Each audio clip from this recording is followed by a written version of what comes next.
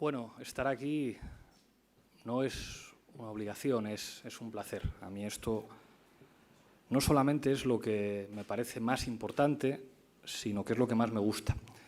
Es un honor presentar el libro de dos compañeros a los que admiro y a los que conozco desde mucho antes de todo esto, de cuando los chicos del maíz hacían maquetas y nosotros salíamos en la tuerca. Y Arantxa desde que asesorábamos a terribles gobiernos en América Latina. Iba a decirlo yo. Pero ya lo digo yo, ¿no?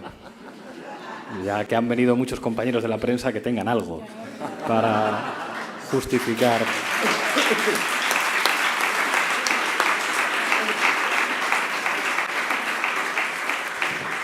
Estar además con Diego Cañamero me dijo algo en la entrevista que está en su libro. Primera pista, porque veo muchas caras jóvenes. Hay un libro y una versión cinematográfica, Los Santos Inocentes, de Mario Camus, el libro es de Delibes, que tenéis que leer.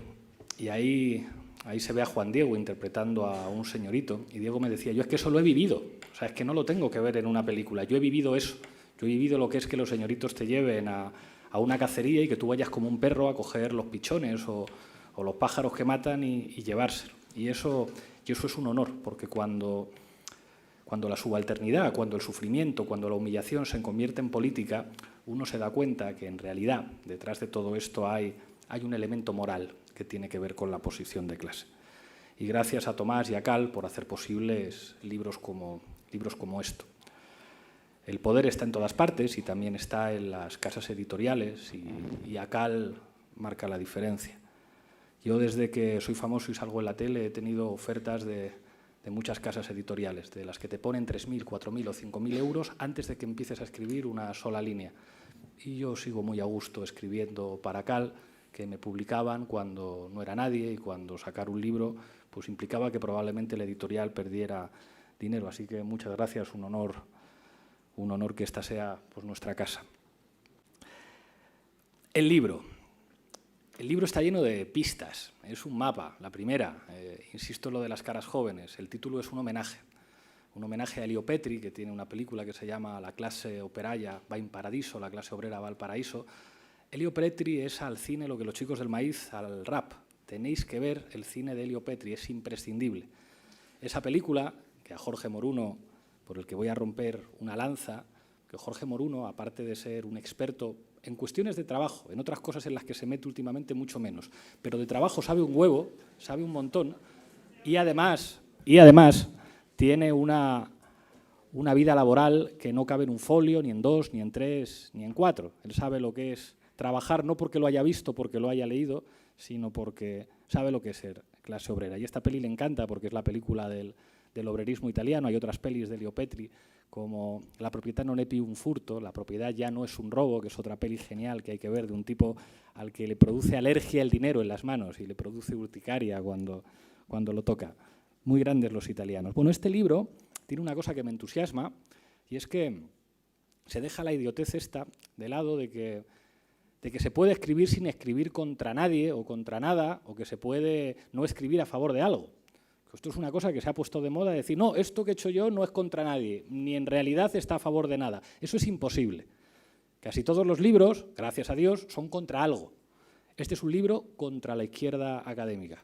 Os he dicho que soy doctor en ciencia política, pues eso, es un libro contra la izquierda académica que apunta, con malas formas, algo que es un poco verdad, y es que todos los que piensan la liberación de alguna manera buscan justificaciones para colocarse a sí mismos en el centro de ese proceso de liberación. Ergo, si los que estamos pensando la liberación nos dedicamos a trabajar en instituciones universitarias, es fundamental que le demos mucha importancia a un concepto que nos incluya. Y de repente los investigadores precarios, con malas becas, con malos salarios y con malas condiciones de trabajo, de alguna manera tenemos que forzar que el cambio necesariamente tiene que pasar por el sitio en el que estamos nosotros. Ese narcisismo de los intelectuales de izquierdas es una cosa que denuncia permanentemente el libro y que yo creo que está bien denunciarla, porque es verdad, porque cuando se teoriza algo que es cierto, o sea, claro que que la precariedad es un elemento que define las características de la fuerza de trabajo en nuestro tiempo. Claro que la fuerza de trabajo sindicalizada y con contratos laborales indefinidos, en el que tu oficio se convertía en una vinculación cultural con el espacio de trabajo, claro que eso cambia y después hay sectores, digamos, para los que la precariedad es la norma y no la excepción, pero claro, si forzamos mucho e insistimos en hablar de la precariedad de los estudiantes universitarios, que es verdad que muchos tienen que poner copa los fines de semana para pagarse la carrera, es verdad que se pierde de vista, y esto es otro elemento fundamental del libro, digamos, a una serie de sujetos sociales que no tienen el poder de la enunciación, que no tienen el micrófono, que no tienen la posibilidad de hablarse a sí mismos. Y el libro, a pesar de lo que pudiera parecer, hay un momento muy cómico en el que los autores se definen. Pues yo soy marxista-leninista no sé qué, pues yo soy más bien trotskista, y a pesar de eso la clase obrera nos ha unido para escribir un libro. Entonces alguien podría pensar, a estos, ya lo decía Nega ahora, les gusta un tipo de clase obrera canónica, un tipo de clase obrera, digamos, mítica, una clase obrera masculina, sindicalizada, con banderas rojas, con obreros afiliados al sindicato, y no es verdad. En el libro, y hay otro de los mapas claros, hay algo de lectura fanonista. A Owen Jones seguro que le habéis leído un montón y se ha hecho famoso y tiene un libro que es la hostia, que es Chaps, y luego hay un montón de cine británico que nos enseña a los Chaps y que incluso pues, con el que llora Owen Jones y lloramos nosotros. Pride es una película que hay que ver, homosexuales y mineros combatiendo a Thatcher juntos, pero a Frantz Fanon se le conoce mucho menos y tiene un libro que se llama Los condenados de la tierra, en el que da unas hostias enormes a la izquierda europea y al marxismo europeo, y dice, ustedes no entienden cómo funciona la subalternidad en los países del tercer mundo. Lo que ustedes llaman lumpenproletariado es fundamental para entender las posibilidades de transformación revolucionaria en África y en América Latina. Este estilo, o sea, un estilo irreverente, un estilo que reclama las culturas de lo subalterno, está en el libro, que reclama una idea de clase obrera no vinculada a su organización política. De hecho, hay una nostalgia permanente de, joder, qué pena cuando la clase obrera no se organiza políticamente, pero que reivindique esa cultura. Os pongo un ejemplo personal para entender a qué se refiere. Cuando yo tenía 13 años, en Fontarrón, es un subbarrio de Vallecas, daos un paseo un día por Fontarrón, y hay unas canchas de baloncesto, como en tantos barrios, y había un grupo de amigos. Y del grupo de amigos que jugábamos al básquet ahí, hubo uno que se hizo neonazi, que se hizo skinhead y se hizo nazi, y me contó que su padre, que era barrendero y que bebía mucho, y no debía ser un tipo muy simpático, le dio una paliza por hacerse neonazi, no porque el padre tuviera una gran conciencia política, sino porque le dijo, hijo, eso son ideas de ricos. Eso sirve muy bien para entender a qué se refieren cuando hablan de clase obrera. Ese señor, que sería un borracho y seguramente machista, y vaya usted a saber a qué partido político votaba, pero tenía un instinto. Si veo a mi hijo disfrazado de nazi, le pego una paliza porque eso es de los ricos. Eso me suena a mí que es de los ricos. Bien, quédense con ese hilo musical porque es el tipo de clase obrera, a veces bonita, a veces fea, que se describe en el libro. Ese sentido cultural aparece en muchos elementos que son claves para entenderlo. Por una parte, la cuestión territorial. ¿Cuál es el territorio de la clase obrera? El barrio. Y una conciencia de barrio que no tiene que ver necesariamente con el de barriada obrera, de barrio construido en torno a las fábricas, sino de sentimiento de barrio. Lo de Vallecas, lo que podría ser Orcasitas, lo que podría ser La Prospe, lo que podría ser Carabanchel. Claro que la mayor parte de la gente que vive ahí son asalariados del sector servicios, porque en una sociedad terciarizada, pues la gente trabaja en lo que te ofrecen trabajo, que no es en general, digamos, o solamente fábricas industriales. Pero existe una conciencia de barrio que se identifica muy bien con eso que llaman clase obrera y que tiene sus expresiones musicales. Como la clase obrera no suena a Coldplay, ni suena a, no sé cómo se llaman los grupos hipster estos, que no quiero mencionarlo porque luego me cae. ¿Sabéis a lo que me estoy refiriendo? La clase obrera suena a estopa, la clase obrera suena a otra cosa, suena a algo que está a Rosendo, si me apuras, pero Rosendo es como muy políticamente correcto, de izquierdas, al barrio. Eso es. El grupo del barrio. Y hay cine, en el libro, cine kinky, que eso es cine lumpen, el cine de Eloy de la Iglesia, de ver películas como Navajeros. A eso se están refiriendo. No se están refiriendo a eso de lo que decía La joven Guardia Roja, mañana por las calles, masas en triunfo se alzarán, ante la Guardia Roja los poderosos temblarán. Eso, digamos, esa conciencia de clase que existía en los años 30 no es de lo que están hablando en el libro. Están hablando de otra cosa que se puede politizar en muchas direcciones. Y hay algo que hacen en su libro, que es la parte emotiva que te toca el corazón, que es que reconocen que la gasolina que les hace escribir el libro es el rencor. Es lo que decía ahora. Decías orgullo y rabia, ¿verdad, Arantxa? El orgullo y la rabia del origen social, lo que les hace escribir el libro, no es una cuestión menor.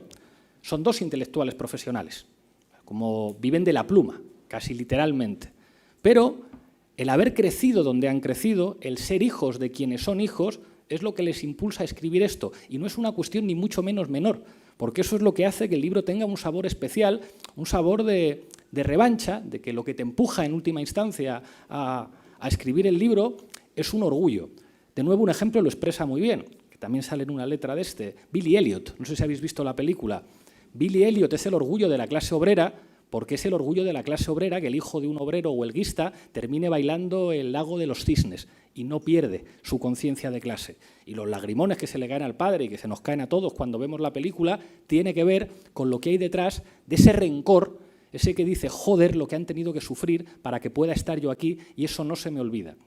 Y entonces aquí, para empatizar, porque eso es clave cuando se lee este libro, no se puede entender la clase obrera sin empatizar, he tenido que buscar en mi vida también para entender eso.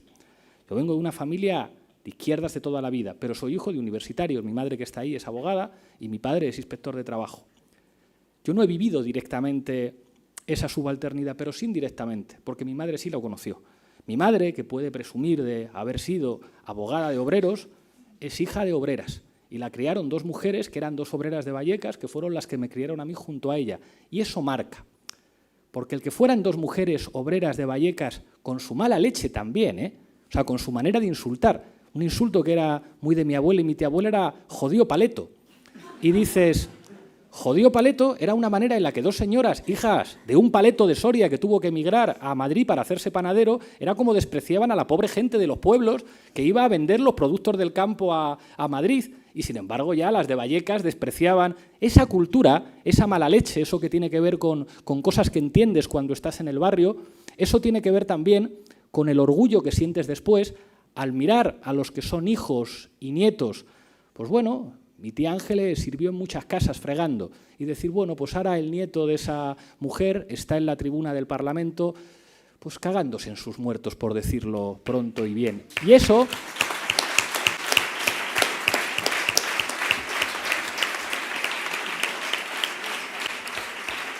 El poder sentirte orgulloso de eso y que ese orgullo tú lo puedas plantear, digamos, en términos democráticos, porque la democracia es lo que...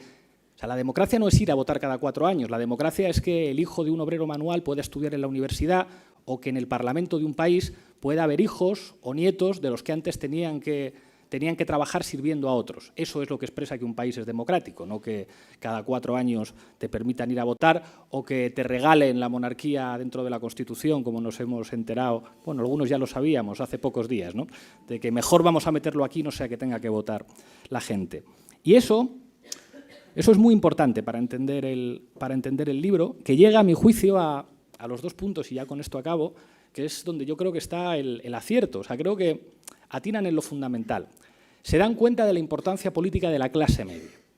La clase media es lo más importante políticamente. Y ellos se dan cuenta de que lo que ha pasado en España con el 15M es básicamente que han tocado las narices a la clase media. Lo que expresa el 15M es la destrucción de las expectativas de los sectores medios de nuestro país, que es lo que explica todo, es lo que explica el régimen político del 78 también. Clase media no es una noción sociológica. Podríamos estar horas discutiendo de qué es clase media y qué no lo es. Es fundamentalmente una manera de autopercibirse que tiene que ver con las expectativas. El éxito político del Partido Socialista Obrero Español en los años 80 es que es capaz de construir un amplísimo concepto de clase media en el que asalariados de todo tipo dicen, coño, voy a poder tener una segunda vivienda en el pueblo, me voy a poder ir de vacaciones a lo mejor una semana, voy a poder conducir un coche y mis hijos van a ir a la universidad. Yo soy clase media. Esto es lo que significa estar en Europa. Eso lo expresa muy bien la publicidad. La publicidad siempre presenta los sujetos de clase a los que el espectador, a los que el consumidor querría aspirar, siempre un poquito por encima, un poquito más guapos, un poquito más ricos, con un perro un poco más bonito que tú. Eso entra en colapso con el 15M. Porque has tocado a esos sectores y hay de ti como toques las expectativas de los sectores medios. Entonces los sectores medios miran y solamente necesitan que llegue alguien y les diga las élites políticas y las élites económicas, porque es verdad, y eso provoca enormes cambios políticos y, digamos, un nuevo reparto de posiciones ideológicas. Y aquí es donde entra, y ya con esto voy acabando, la contradicción en la que vivimos nosotros. Cualquier pelea política es una pelea política por lo popular. Antes Nega decía izquierda, pueblo, clase obrera. Hablar de clase obrera es básicamente remontarse a la idea de un sujeto histórico que se presenta como universal y que sería el sujeto transversal. Si se dice que hay un sujeto que puede cambiar las cosas, es que es el sujeto transversal. Si se dice que hay un sujeto avanzado con cuyos intereses se identifican la mayor parte de los sujetos sociales, es que hablamos de un sujeto transversal. El sujeto transversal, para definir la estabilidad de los sistemas políticos en Europa occidental, era la clase media, que, como explicaba Arantxa, claro que eso tiene que ver con el miedo a lo que existía al otro lado del muro de Berlín. Por eso hay que crear una cosa que se llama estados del bienestar, que construye una conciencia, incluso en los sectores organizados de la clase trabajadora, de nosotros somos clase media. Nosotros somos la centralidad, nosotros somos la mayoría, nosotros somos el sentido común, nosotros somos Alemania, nosotros somos Francia, nosotros somos pueblo, nosotros somos país. La pelea política es siempre pelearte por lo que en última instancia sirve para que se identifiquen todos. En los movimientos de crisis eso entra en disputa y de repente lo que sirve para que se identifique todo el mundo puede variar. Y aquí hay una contradicción nuestra, hay una contradicción de Podemos.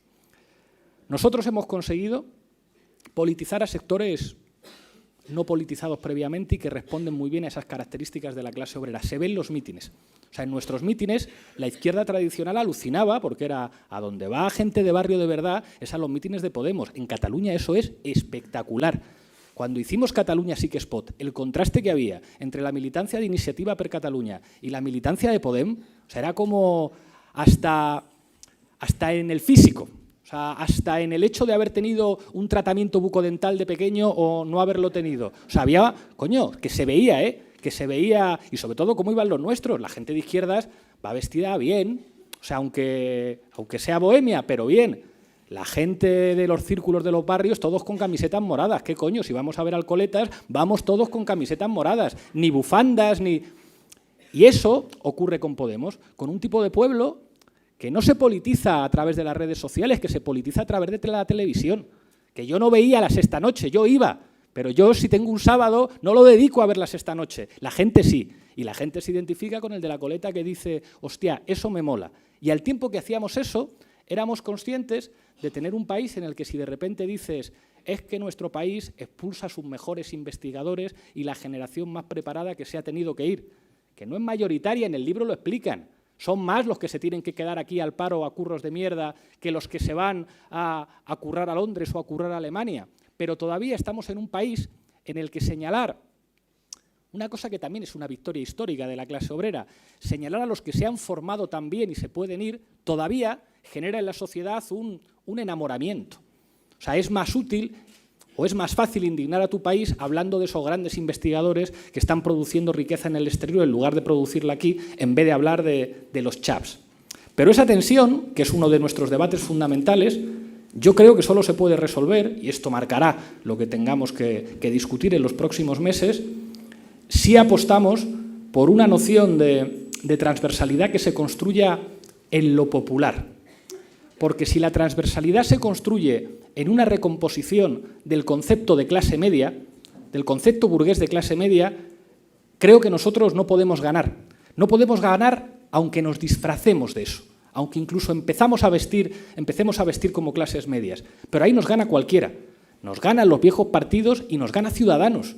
No es que la composición social ni tampoco de los líderes de Ciudadanos sea distinta a la nuestra, pero su aspiración sí. Claro que visten como gente de clase media. Claro que sus inquietudes culturales tienen que ver con el concepto de clase media.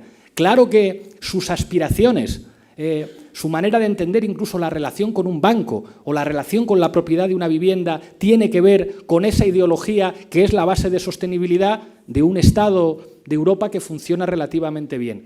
Yo creo que si vamos a eso, que si pensamos que la disputa de la centralidad está en quitar el concepto de clase media a los que lo tenían, creo que nos equivocaremos.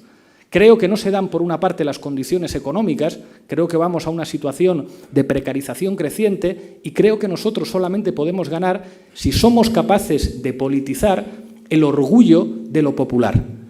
Y politizar el orgullo de lo popular implica ser políticamente incorrectos, implica un tipo de desafío en el que asumes que te vas a quedar en minoría respecto a lo que se publica, respecto a lo que controlan, respecto a los que controlan el 80-90% de lo que lees, lo que ves y lo que oyes. Lo que nosotros podamos hacer se va a quedar inicialmente en minoría, pero sin embargo lo estás disputando en el ámbito de lo popular. La sensación que yo tengo, por ser polémico y responder a las preguntas que me hacían antes, es: esto que hemos hecho del famoso minuto de silencio ha merecido un linchamiento mediático unánime. Y sin embargo creo que en el país hay un debate, porque lo que yo me encuentro en la calle es felicitaciones, por fin hay alguien que no es hipócrita, por fin hay alguien que habla nuestro lenguaje, por fin hay alguien que lo hace distinto. Claro, es arriesgado, porque que te estén dando hostias en todos y cada uno de los medios, que hasta los viejos progresistas de siempre, los viejos izquierdistas de siempre te digan cómo os habéis pasado, es un riesgo. Claro. Pero lo que se construye a nivel de la gente, en un sentido común de un montón de gente que dice: hombre, ya está bien de hipocresía, ya está bien de hipocresía en este país, permite generar un nuevo sentido común que yo creo que va ganando posiciones. Nosotros siempre lo vamos a tener difícil. Cualquiera que defienda a la clase obrera va a tener todo mucho más difícil que respecto a quien diga: dejemos las cosas como están y hagamos pequeñas reformas. Pero creo que hemos conseguido abrirnos paso de una manera histórica precisamente diciendo y haciendo las cosas que casi nadie se había atrevido a decir antes, y creo que este libro es un material explosivo que sirve para que ese campo de lo popular crezca, así que leedlo todos y todas. Gracias.